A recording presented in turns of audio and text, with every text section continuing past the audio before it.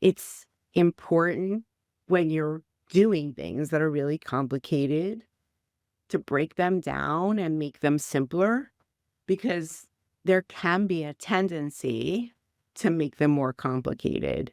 And I've seen it where it just things grow too much and become so complex.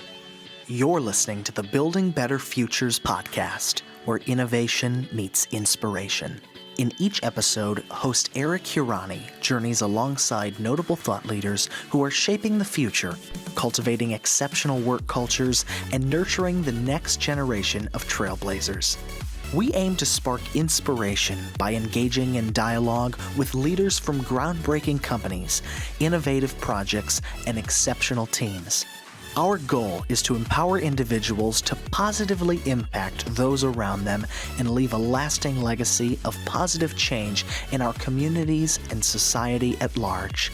Let's dive in together and explore what it takes to build better futures, one conversation at a time.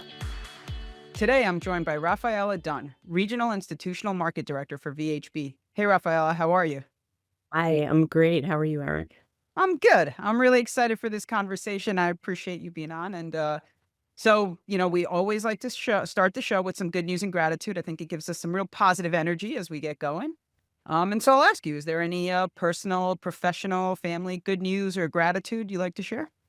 I mean, I think right now I am actually dealing with something that I found out where VHB lost something. Very, very frustrating for me, but I'm in a situation where I've got a lot of industry friends that are stepping forward and really trying to help us so that we're better positioned for the next opportunity. And so I feel a lot of gratitude for a lot of people in the industry that have become really good partners to me and to VHB.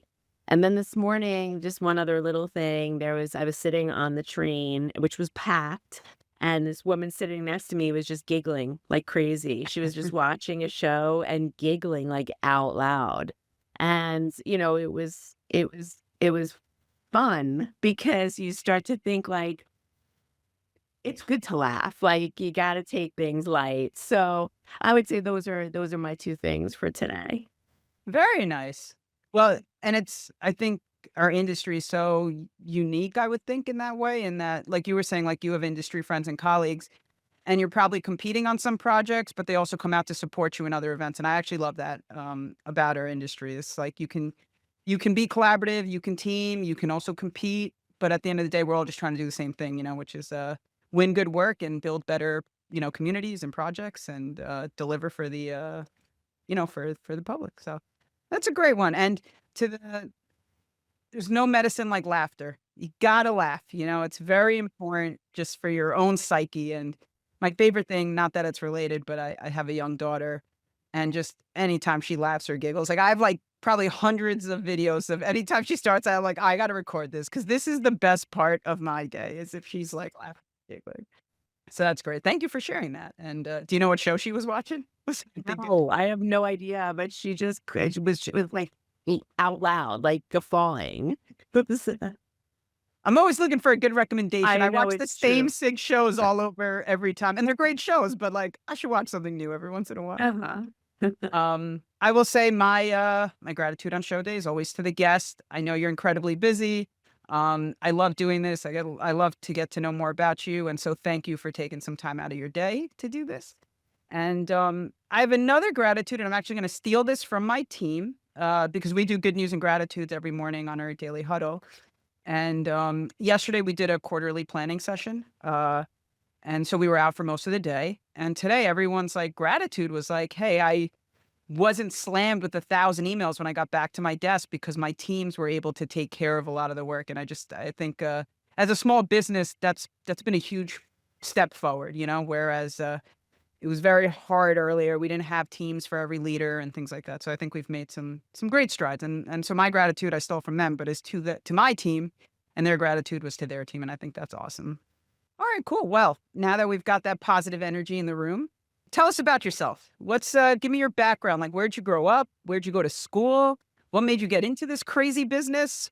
So I grew up on Long Island in Westbury. I still live on Long Island.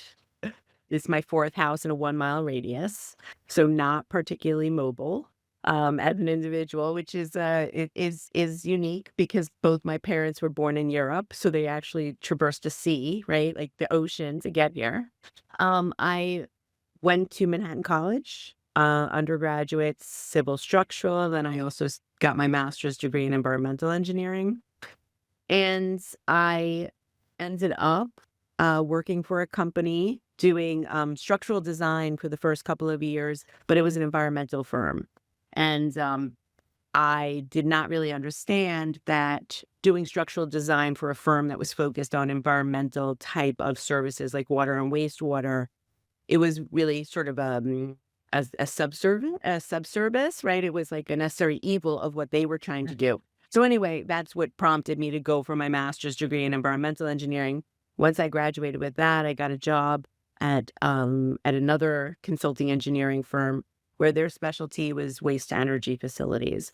And what we were really doing was engineer of record around public-private partnerships because those projects were all built under a design, build, operate, maintain type of model. So we were working for the municipal governments, helping them negotiate the transaction documents, and then working as those facilities were being constructed to make sure that the public sector, the private sector developer was meeting all of the obligations of the underlying agreements. And so that was a skill set that I learned. So I never really did hard design engineering after I left the structural field. But that public-private partnership expertise then became applicable to other industry sectors. And that's ultimately at this point where I'm working in healthcare and higher ed, a similar skill set in that those clients are nonprofits in nature, and they're building things because there's other policy that is forcing them to look at their bricks and mortar. It's not that they're building because they are wanting to. It's something else that's, it's almost like the necessary evil. So, it's just taught me like my early roots in waste to energy, and then it was in water and wastewater, and then it was in transportation facilities.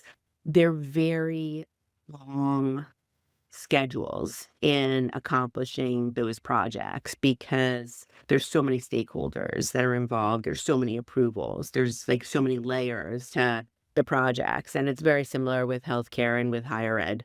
There's even a different design process that you go through, which is much more extended than what a private developer goes through.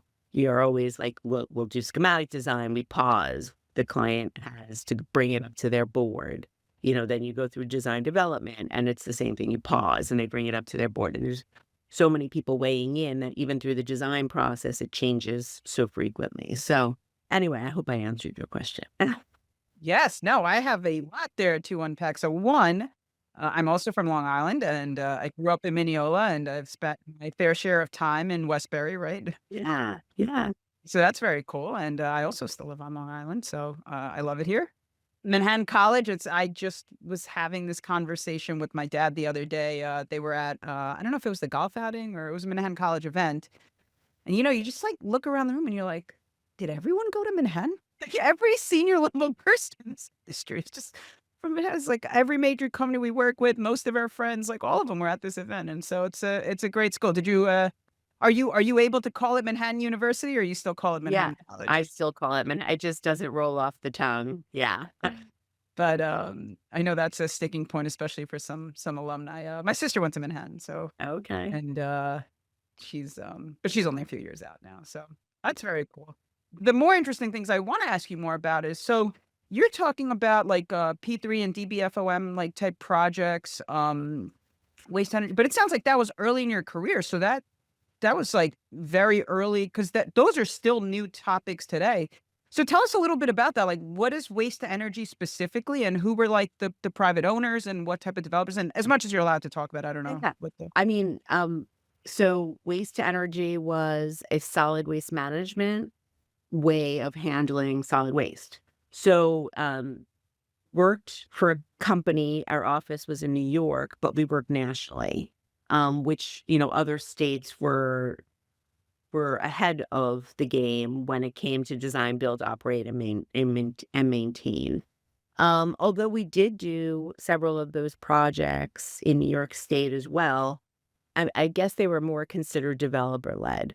So, but the process was more design, build, operate, maintain. So the municipal governments would enter into some form of an agreement where the waste carters, so the people that pick up your garbage, were entered into an agreement that they would deliver the waste to the waste to energy facility and pay what was called a tipping fee. That was the basis of the financing for the construction, of the waste to energy facility. They would then burn the waste and then produce electricity as a result, and then sell it back. Those projects, in the mid-1990s, I'm dating myself, but there was a lawsuit that prevailed, and it claimed that the what was called waste flow control, so the requirement that those carters, those waste haulers, bring the waste to the facility was in violation of interstate commerce laws, and they won, which meant that the underlying financing and sort of the security of the revenue stream to fund the debt was in jeopardy. And so those facilities, you don't really see them anymore being built new. But then at the same time, that skill set became applicable to water and wastewater. And most of the companies, so there were like 5 or 6 developers of waste to energy facilities, and really what they owned was the combustion technology that was burning the waste. Then there, like I was saying, in water and wastewater, there was another modification to policy that allowed private entities to enter into operating agreements for 20-year periods. Prior to that, it was limited to a 5-year period, and you could do extensions, but it was, on 5 years, no one was going to come in and build a facility at risk that they weren't going to get the extension. So once that opened up, then that skill set became applicable to the water and wastewater industry. Most of those developers were European. So then, they came in and started building in greenfields communities where, there was suburban expansion or the need for infrastructure upgrades. And so when I was at my old firm, we took that skill set, we applied it to that industry sector. And then I ended up working on Moynihan Station, which was on behalf of Empire State Development Corporation. We were retained as what they called their real estate development advisor. And what they were looking to do was redevelop Moynihan Station, Farley Post Office building, into the extension of Penn Station through a developer-led effort. And so it again was very similar in that they were going out to a private sector developer for the redevelopment of the Farley Post Office building into some type of commercial development, but it had a whole rail component to it. And so they were able, what they were looking to do was to have the developer take on the risk of the rail extension and build that portion of the project into the overall commercial project. So at the end of the day, it really was design, build, operate, maintain, but it was, it was developer led. So those are sort of very similar techniques. And so that's how then, as I was working on Moynihan, I sort of found myself doing more real estate projects, but the real estate projects that I was working on were largely for nonprofits. So, so there was some type of public policy, some type of public benefit to the projects that I was working on. That is so cool, and it's such a unique skill set. And it's funny because alternative delivery, and I think it's come up in like the last 5 or 6 episodes we've had. Because I'm sure but a lot of the New York State agencies or authorities or city, they're all vying for some alternative delivery methods. And like you said, there's other parts of the country that are maybe a little bit further ahead than we are in allowing stuff like that. So I mean, but it sounds like a big bulk of your career was on this, and that's like such a great skill set to have because I do think it's where we're going as an industry, and it's what we talk about a lot is there's no blanket best delivery method, right? Each project has a specific delivery method that may serve it best. But that was really cool, and I was great to learn about the history on the waste to energy, and you answered the question because I was gonna be like, does that still happen? And I guess it doesn't, not in the same way that it was, but very exciting. And, Moynihan is an awesome project, so, congrats to you on your involvement in that. It's beautiful in there, the station is great, the food is great, the social and common areas are fun. So it's, I hope it's a success financially, I don't know what that background looks like, but as a user, it's a success, it looks great. Yeah, no, I agree. I think it came out beautiful, really. It's just like I do still like when I walk through it, I'm like, wow, because it really did turn out the way it was planned. And that I worked on that project for 17 years, not full time, Wow. but like 17 Yeah, years. yeah. They're very long. They're very long projects to really get them up and running and into to see them come to fruition. So, and even before I got involved, there was probably 2 prior iterations of what that redevelopment was supposed to look like and several decades of, planning efforts that had come before I got involved. So, yeah, but it's an amazing project. Long time in the making, but they got it done. Yes.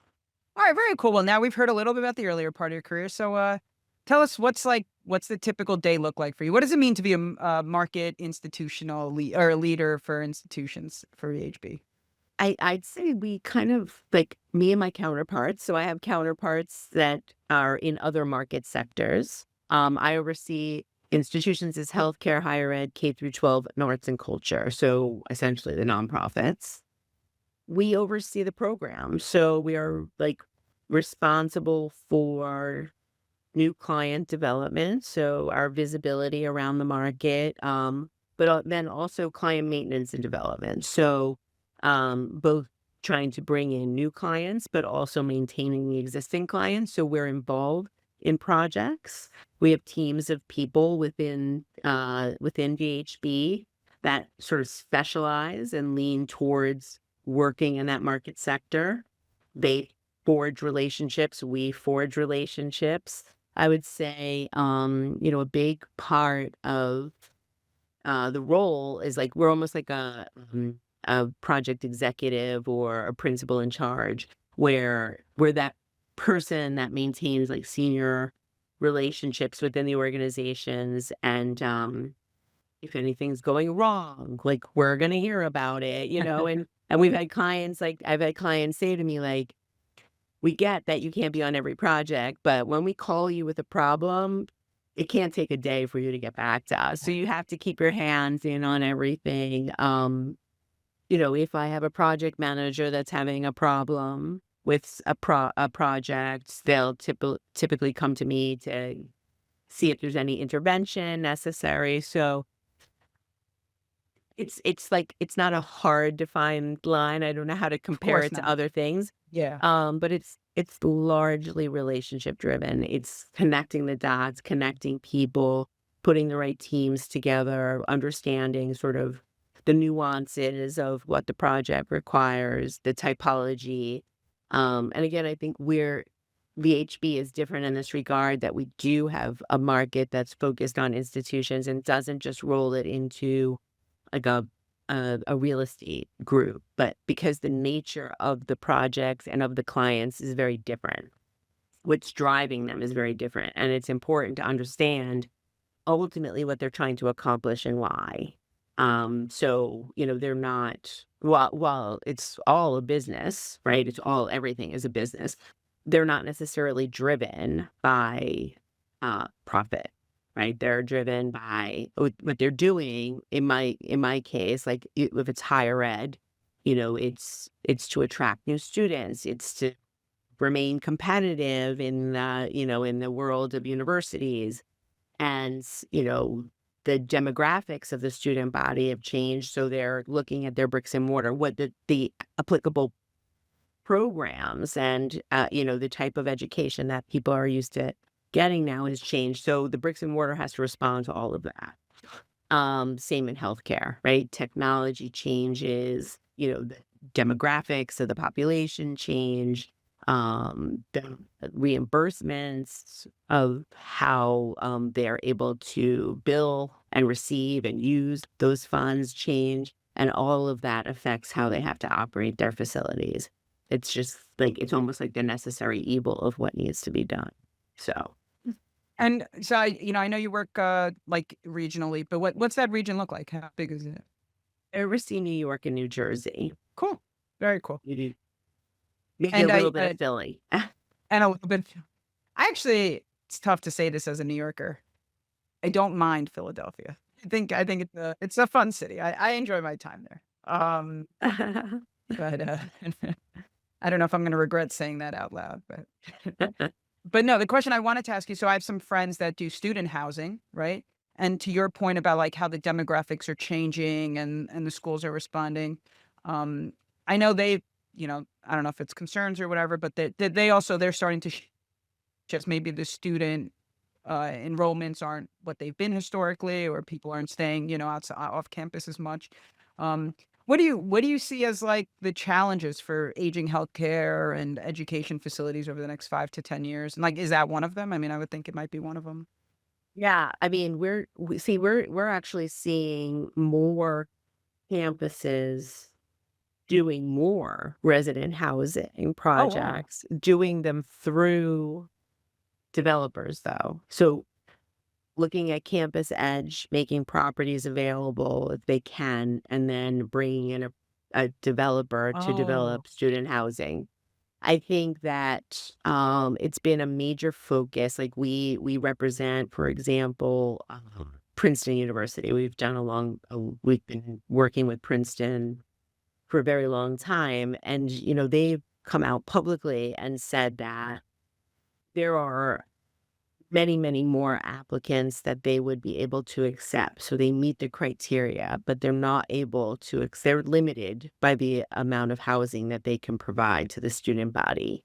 So it's been a major focus in their capital plan to increase their student housing supply.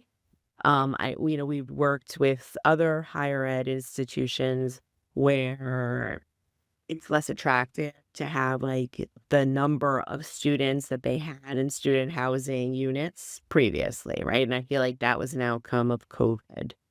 So we've seen that push. A lot of our projects are, science, technology, engineering, arts, and math focused, so STEAM, type of programs, like quantum physics buildings, things like that. Mm We've got several projects that are, university, common spaces and, for students, just like the expectations of young people are much more, than what I would say several decades were ago. So we're seeing that for sure. As far as aged infrastructure for healthcare systems, obviously COVID was a major issue. Even prior to COVID, there had been a push to go to single-bedded rooms because of patient privacy, and that was, like, sort of the first thing that happened. But then, obviously, infection control through COVID became much more of a concern, and so we're seeing a lot of new bed towers. There's a movement to take everything that isn't required to be on a hospital campus and push it out into an ambulatory, care setting, so offsite, and to bring those ambulatory surgery centers and ambulatory care centers and medical office buildings into the communities, and then just keep the highest acuity services on site of a hospital campus. So there's been, this sort of movement, and that's been, several years in the making, but I'd say it has several more years to come, that we'll see it for many more years. I think, the big beautiful bill and the administration and, everyone's still trying to understand and unpack what the impacts of that are, both from a revenue stream perspective for higher ed and for healthcare, and then also impact on construction costs. So there's this sort of balancing period right now. I'd say this year's been slower than in the past. Yeah, I mean, those are big country shifts, and it takes a while to analyze all the impacts and try to understand where we'll be, 6, 12, 18 months from now. So, I don't envy the people that are responsible for figuring all that out, but I'm sure they will, and I'm sure they'll do a good job. And you know, hopefully, all we can do is keep helping move the country forward. So that'll be interesting. I liked what you said, because I guess I wasn't familiar with that trend about moving some of the services more like community based and keeping you called it the higher acuity services in the facilities. I know earlier you mentioned about how, like, sometimes on these projects it can go through like a lot of stakeholder reviews. And I remember we were working on a project once. It was a higher ed facility, but it was a medical school. So we were like doing like I guess an operating. I don't even remember what it's called. This was years ago, like an operating room, basically. And we had like started construction. Everything was approved. And one day, like, the lead surgeon came in. He's like, "What is this?" And we're like, "This is your operating room." He's like, "This can't be here, and that can't be." He tore the whole place apart. We had to and he got what he wanted. He was the lead surgeon, and it had to be set up the way he wanted it to. But I just find that, like, just to your story earlier about how so many levels of review, but yeah, it might not matter sometimes. They come in and just tell you they wanna do something different. So I wanna switch topics a little bit, because I like to focus some of the show on, like, you know, next generation. How do we advocate and build more like construction professionals, architects, and engineers? And so one of the questions I always like to ask is around like mentorship, and kind of, if you have any stories or like a mentor in your life you'd like to talk about, or how that kind of impacted your career. I mean, I think throughout my career, I've had several mentors. There are, people that I would say largely on projects or, within the companies that I work for, but that, people took time to bring me along, to explain things, to advocate for me, to give me opportunities. And that was very important. When I was young in my career, the firm that I worked for started what they called a career skills development program. And the intent of it was to really groom the next management team for the organization. And so I was lucky. I was in the inaugural class of them launching that. They picked 10 people throughout, and it was a fairly large organization at the time. Picked 10 people, early career professionals, and they had created this very structured 18-month program, and they paired you up with a mentor that was located in a different office. You went through a part of the program was also included Dale Carnegie. So we had to do the whole Dale Carnegie program. There was certain literature that we had to read, and it was a very structured program. So the company was based out of the Midwest. We had to like go there each quarter. We met with the management team. We made presentations to the management team. We got feedback. It was really an amazing program, and they still run it. So, and that was like 20 or more years ago that that inaugural class, sort of graduated. So that was an amazing experience, and I'd say I've seen other firms try to implement something similar. And I think that uh, the the unique thing of it was that they put together a cohort so that we actually had each other, right? So we each had our own mentors. We were each going through this program. None of us lived in the same geography. We wouldn't have necessarily known each other. We worked on different types of market related projects, but we were like a class. We were like a graduating class. It was like going to college again. So we had this cohort that we became each other's sounding boards too. So it wasn't just a mentor, it was also a group of peers that they orchestrated. And I just thought that was I just like when I look back at the experience, it was pretty amazing. So I love that. And I'm gonna make a quick plug. What? I sit on the board for CMA, and I'll be president next year. And nationally, I sit on the Emerging Leaders Program Committee, and it's very similar to what you described. We pick, emerging leaders from across the country, and they get to be together in a cohort. It's not an 18-month program; it's a 12-month program. But they get sponsored to go to all the major conferences. They work on a presentation together. They develop, there's a whole curriculum of skills. And I think it's really interesting that you kind of got that in a private setting. And for us, we try to do like every month we do a leadership workshop for all of my direct reports. That's led by our chief people officer. And like leadership and all the things you're talking about there, they are learned skills, right? And I guess if there's one important thing that we can all take, it's that no one is just born knowing how to do everything, right? We all learn in different ways from different people and different mentors. But it's amazing that you had a structured program like that. And so I'll ask you, are you like a big how to win friends and influence people like reader, or is that With her. I am not still, but and there were very funny things that I took from those books, but I think overall the message was very simple and seems like sort of, oh, this should be intuitive, but it's not. And it's pretty amazing. So we even talk internally about the whole concept of us being in a relationship business and no and people generally don't think of engineering companies as relationship like engineers aren't really known for being or fuzzy people. But, little things were like, put your camera on, say good morning, like, little things that you have to review with people gets to the point that certain like, what seems like it should be intuitive is not necessarily intuitive to everyone. So, I'd say, to your point about the professional organization, and mentoring, I am the, president of one of the chapters for the Association of Medical Facility Professionals. oh, cool. And part of that organization, which is a fairly young organization nationally, but we have a young leaders council, and it's very like it's the intent is to try and attract people to in that case the healthcare built environment and just have them be able to understand the career options that exist in healthcare that are non-clinical.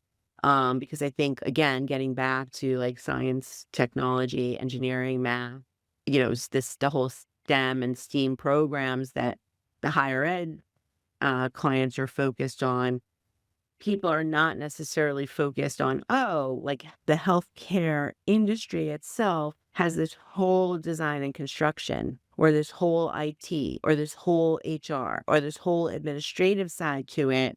Yep. People think of hospitals and they think of clinical, right? They think of doctors, they think of nurses, they think, like that it's so we've been trying to pull in people from high schools, and varieties of like, different types of interests. So they could be in the trades, they could want to pursue engineering, they could be in facilities management, and then try and really pair them up with the leaders of these healthcare systems, both from a facility and design and construction perspective, and create this mentorship program so that they can understand the different paths that exist.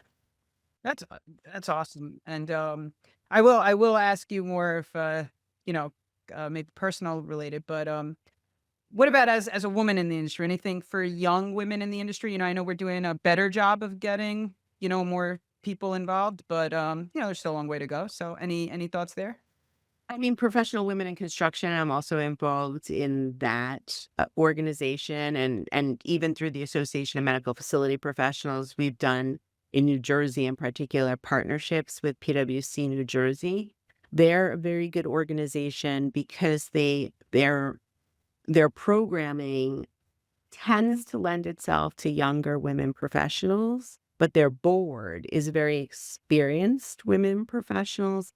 And I feel that like it's a good path. I try and push women, like young people in my office to get involved because it's a very comfortable setting. And it can get people out of their comfort zone more easily because it's just they're dealing with people that aren't necessarily like a lot of our engineering organizations are like, ACEC, or they're like very focused on engineering. But with professional women in construction, you get architects, you get construction managers, you get engineers, you get like a broader like portfolio of people, and they tend to be on the younger side. So it's nice. It's a good networking opportunity. There's different conversations that they can have. They can learn more about the built environment because like part of what I try and focus us on is our role in the development process. Like we are a piece of it, but what we're doing is contributing to an ultimate goal, whether no matter what market sector we're in, if it's transportation, if it's institutions, if it's real estate, all of our clients are trying to build something. Right? They don't wanna just plan stuff, they wanna build something ultimately, and so what is our role and how do we contribute to that process? And, like, what are the predecessor events and what are like, how are we affecting the critical path? Those are the things that I think are really important for everybody to understand because, um, then you have a little bit more perspective about time, about schedule, about, what you're doing and how it fits. And I think organizations like Professional Women in Construction offer that opportunity because you're able to talk with people that are bringing many other of the skills that are Right. needed. It's such a large and complex like mechanism, right? When you think about all the way from program and planning, right? To funding, to construction, to procurement, or well, procurement, construction, design, and then even like commissioning and maintenance, right? Like it's a very large process that can take many, many, many years and many, many, many different stakeholders. And it's similar to what you were saying about AMFP, right? Which is that like people think of a hospital and all they think of is like the doctors and nurses that are in there, but there's so much more that goes into it and so much more that they can be exposed to or learn about. Very cool. All right. Well, with that, we are coming up on time, so I wanted to jump into our lightning round, if that's okay with you. Sure. And so these will be quick hitter questions, 1, 2 word answers. Don't overthink them. If you don't have an answer, let me know and I'll just go on to the next one. Okay. What's your favorite food? Greek. Yeah. Now, Yeah. what is there a particular dish within the cuisine? I'm very boring, but I would say, yeah, like just a sort of a Greek salad with salmon. My favorite. I will, and I went to Greece a few years ago for a wedding, and the Greek salad in Greece it's unreal. I don't know what they do, but it's amazing. It's so fresh and flavorful, and like it's just the perfect combination of the olive oil is fantastic, and the seasoning is amazing, and everything's just so fresh. It was like my mom, it was our whole family went, and like that was like all my mom ate the whole time. She favorite type of music. Rock and roll. You have a favorite band? Um, I would have to say probably the Grateful Dead. Cool. I my brother is like a fan. I don't know if he's a big fan, but I'm pretty sure they did a show, this was years ago, at Citi Field. And if you went to like this was like after a game, so you could buy tickets to the game. I took my brother and then we went, they would bring you down onto the field to watch like this perform. It was so cool. It was a great, great thing. I'm not a big music guy. That's my brother's thing, but I had a good time. So All grateful. right, good. Good. Cool. Cool band. Favorite board game? Well, I don't know if it's considered a board game, but I really like Battleship. Yeah. Cool. I haven't played Battleship in a long time. It was a lot of fun growing up. Uh, That is great. You're also very quick with the answers. I love it. Normally I get like people like, "Oh, I don't know. Can we skip that one?" You were right on it. That was fantastic. I do actually, you know what? I want to ask you one last thing before we sign off. And because you gave such great advice, right, for the next generation. And I was curious, like, do you have a quote or a mantra or something like you subscribe to that, like, I don't know, you just always think, especially during challenging times or when something new is happening? And I do, and it goes back to Moynihan Station, and it can be really perceived in a negative way, but it makes a lot of sense when you think about it, and it is the enemy of good is better, and I feel it like it's important when you're doing things that are really complicated to break them down and make them simpler because there can be a tendency to make them more complicated. And I've seen it where it just things grow too much and become so complex that you can't bring it down to the least common denominator to make the first calculation along the way. So it has become like sort of a motto of my career to try and push things forward. Like the enemy of good is better. It's good. Let's try and push forward and solve it. And then we can add on later. That's a great quote. I love it. And I thank you for sharing that. I thank you for sharing everything you shared. Great to learn so much more about you. I'm sure I will see you soon. I know we see each other at a lot of events. Yes. But with that, I will thank everyone for listening. We will include notes to anything we discussed in the show in our show notes. And enjoy. Raphael, any closing words? Yeah, no, just thank you so much for having me. It was a lot of fun. Good to see you, Eric, as always. And look forward to seeing you again soon. Awesome. Thank you. This episode is brought to you by Infinite Consulting Corp, your go-to firm for MBE certified project and construction management consulting. Discover how Infinite can help you build a better future at infiniteconsultingcorp.com.